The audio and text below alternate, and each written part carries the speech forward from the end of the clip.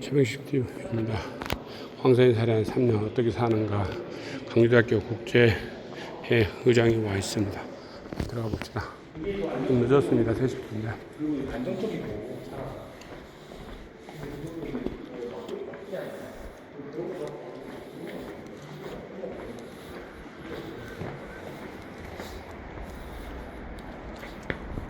여기 어디가 있어요?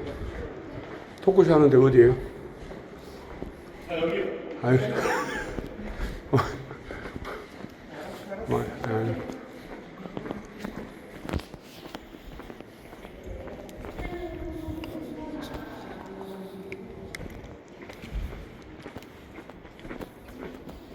페스티벌이나 청년총회 같은 다양한 주민 참여 행사가 많이 생기고 있다고 생각하는데요.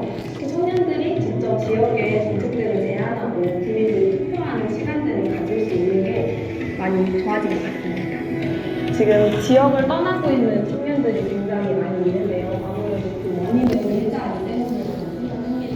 현재 구청장에 대해서 일자리에 많은 관심을 가지고 살펴주고 계셔서 앞으로 일자리가 많아지고 청년들이 함께 일할 수 있는 곳이 많아진다면 긍정적인 기업의 모습이 될 것 같고요. 그럼 청년뿐만 아니라 많은 국민들도 만족하며 살 수 있는 도시가 되지 않을까 생각합니다.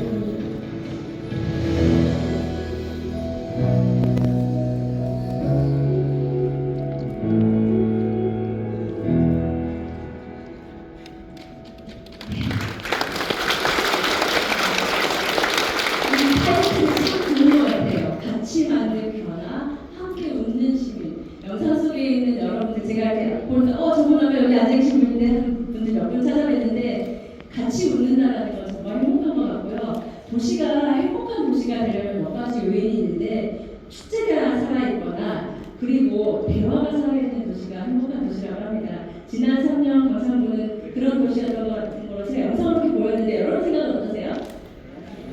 동의하시면 박수 주세요. 네. 한 세기를 온전히 살아보신 어르신 얘기부터 이제 막 30살, 지방자치 30살까지 된 청년의 얘기가 강산의 미래를 조금 더 희망차고 든든하게 해주는 거 아닌가라는 생각이 듭니다. 이제 조금 더 그 정책의 이야기를 깊이 들어가 보도록 할 텐데요. 무대 위로 두 분을 좀 특별하게 모시려고 하거든요. 그 전에 여러분 지금 너무 더우시죠?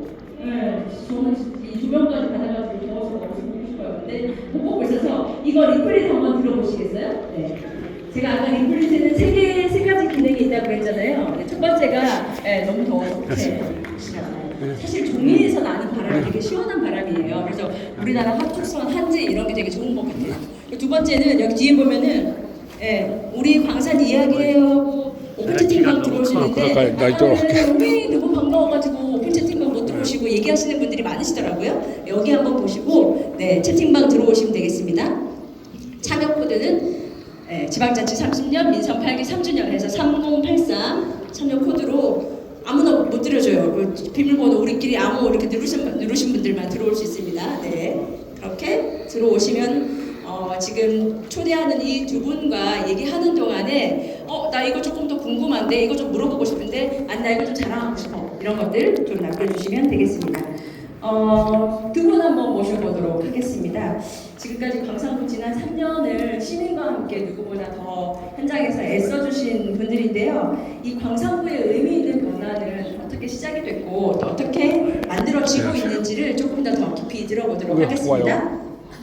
요즘 이분 발이 안 보여요. 저는 키가 작아서 발이 안 보인가 했더니 너무 바쁘게 다니시느라고 발이 안 보이더라고요. 여러분 사랑하시는 그분 있습니다. 박병규 광산구청장님 무대로 한번 모셔보도록 하겠습니다. 얼굴 빨개졌어.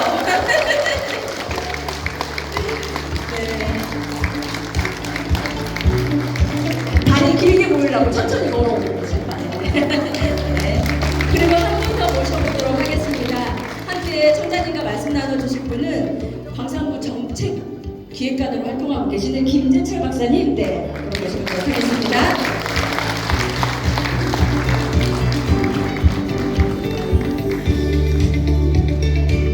한마디요. 처음 오시나봐요. 뭐하러 왔어? 네. 원래 이 순서는 없었던 순서인데 방금 저한테 감독님 지음을 해주신 게 있어요. 오늘이 어떤 날이라 그랬죠? 네네. 지방자치 40년이면서 문성 파티가 시작이 된 지 3년이 딱 되는 날이에요. 그래서 뭐 여러 가지로 의미가 있어서 좀 축하를 하시고 싶다고 뭘 준비해 오신 분이 계시다고 하셨어요. 어디 계실까요? 어디 계실까요? 아까 저한테 오, 네, 언니 앞으로 나와봐요. 자, 네, 아마 3주년 축하꽃을 준비해 오신 거예요. 잠깐만요. 아주 간단하게 좀 자기소개 한 번만. 네. 안녕하세요. 저는 얼포 밀동에 사는 주민 이정식이라고 합니다. 어떤 의미에서 꽃다발 가지고 오신 거예요? 30주년을 맞이하여 청년인들이 드리고 싶었어요. 네, 얼른 가십시오. 네.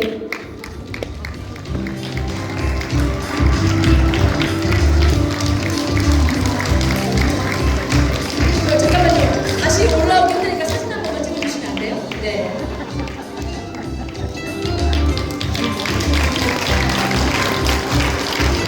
고맙습니다.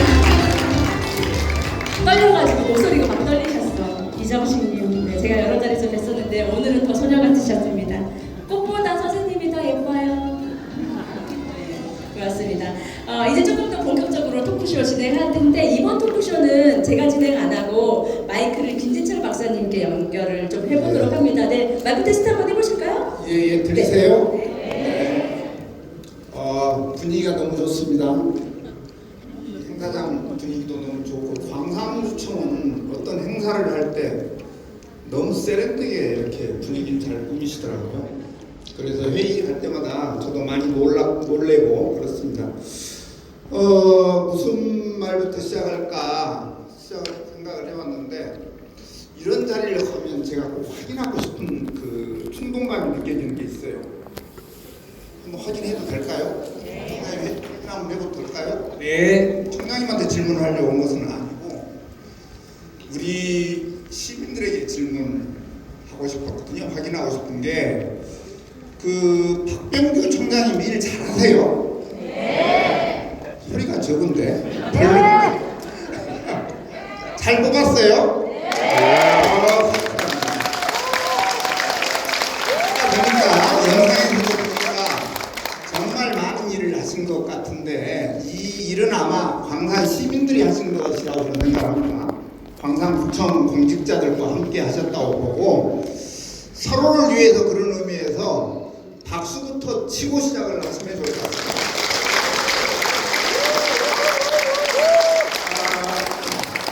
네, 감사합니다. 잘했어.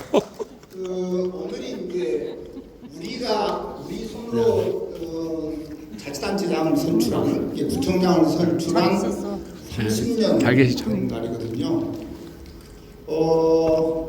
아마 우리 구청장님이 이제 실질적으로 지금 이제 구정을 이끌어가신 지가 3년 되셨는데 저는 대한민국의 자치에 대해서 불만이 많습니다. 여전히 부족하다. 말로는 우리 국민들을 주인이라고 얘기하면서도 실질적으로 우리에게 얼마만큼 그 주인으로서의 어떤 권리를 우리가 갖고 있는가. 아마 그런 면에서 우리 청장이 많이 이제 어려움을 느끼고 한계를 느끼실 텐데 오늘 한번 시원하게 세정부에 대해서도 한번 자치분권에 대한 이야기가 요즘 좀 별로 없던데 한번 많은 한계에 대해서 한번 어려움에 대해서 말씀을 한번 해주시면 좋겠습니다. 어려움에 대해서 얘기는 많이 하고 싶은데 여기 계신 분들이 대부분 다 이재명 대통령을 지지하는 분들이라 저럼 이재명 대통령한테 지금 반기를 드는 거야 이런 것 때문에 좀 조심스럽긴 한데요. 김대중 대통령이 지방자치 실현에서 애써주셨거든요. 그게 민주주의라는 말씀을 많이 하셨는데 그건 확실한 것 같아요.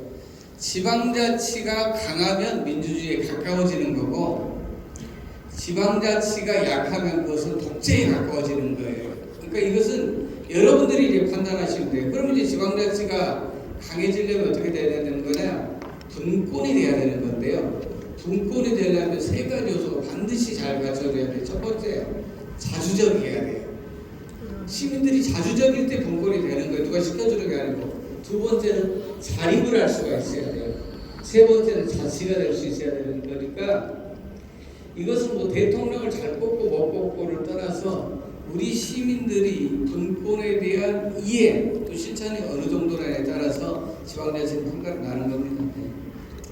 예, 이제 저는 그런 의미에서 제가 보는 광산구청 3년 동안의 큰 변화를 꼽으라면, 그러니까 이걸 가장 잘한 일이다라고 꼽으라고 하면 저는 시민을 주권으로 여기는 민주주의를 꼽고 싶어요. 진짜 민주주의를 저는 말씀드린 거거든요.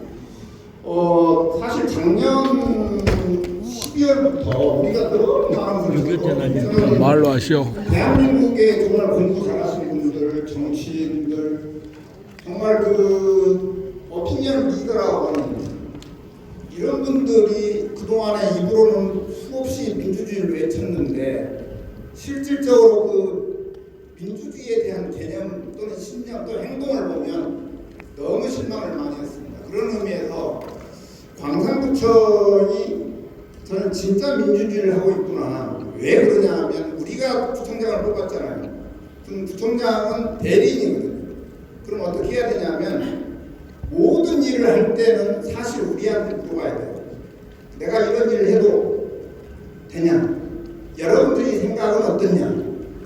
여러분들이 어떤 일이 있을 때 자꾸 묻고 그것을 경청하고 듣고 하는. 근데 이제 우리 광산구청이 저는 이제 이 경청 투어 이런 일을 한다든가 또는 어떤 문제를 해결할 때 우리 시민들과 함께 대화를 통해서 문제를 풀어간다든가 또는 권한을 21개동이 있죠. 광산구청에, 광산구에. 근데 그 자치를 동에 내려준다든가 이거 굉장히 이제 어려우면서도 이건 구청장의 사실 신념이 있어야 되거든요. 그리고 또 주민들의 어떤 영향이 있어야 되는데 요즘 최근에 이재명 대통령이 그런 경청 투어를 하고 막 국민들과 대화를 하고 그러면서 국민들이 막 좋아하고 감동을 느끼고 내가 주인이라는 의식을 갖고 있지 않습니까? 근데 그걸 제가 볼 때는 광산구청이 지난 3년 전부터 시작하는 것이거든요. 여러분들 많이 이제 그런 그 감동을 하신지 모르겠는데 현장에 다니시면서 정장님 그것에 대한 그 주민들이 좋아하고 막 감동을 느끼고 그런 생각을 그런 것을 느끼셨습니까?